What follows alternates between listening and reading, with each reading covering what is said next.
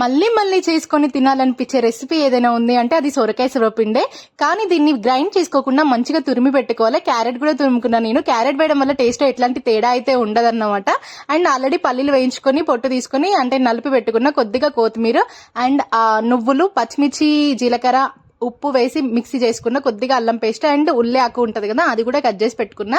And already salt వేసుకున్నాను పచ్చిమిర్చి paste లో, కాకపోతే తక్కువ పడుతుందేమో అని మళ్ళీ దగ్గర పెట్టుకున్నాను అనమాట. ఆ తర్వాత రైస్ ఫ్లోర్, మనం ఎట్లాంటి వాటర్ అనేది యాడ్ చేయకూడదు. ఇవన్నీ ఐటమ్స్ అందులో వేసి రైస్ ఫ్లోర్ కూడా వేసి బాగా మిక్స్ చేసుకోవాలి.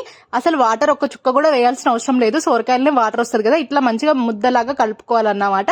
అండ్ తర్వాత మనం సర్వపిండి ఎట్లయితే పెట్టుకుంటామో ఇట్లా అన్ని గిన్నెలలో పెట్టుకోవాలి. నేను ఒక 4 గిన్నెలతో పెట్టుకున్నాను. ఇట్లా పెట్టుకుని మంచిగా కాల్చుకుంటే మనకు సర్వపిండి అనేది రెడీ అయిపోతుంది. సోరకాయ సర్వపిండి ఎంత టేస్టీగా ఉందంటే నోట్లో వేసుకుంటే కరిగిపోతుంది అన్నమాట. నాకు ఆ రోజు ఫాస్టింగ్ డే, సో మంచిగా ఎంజాయ్ చేసినాం. నా వీడియో మీకు నచ్చితే please do like, share and subscribe.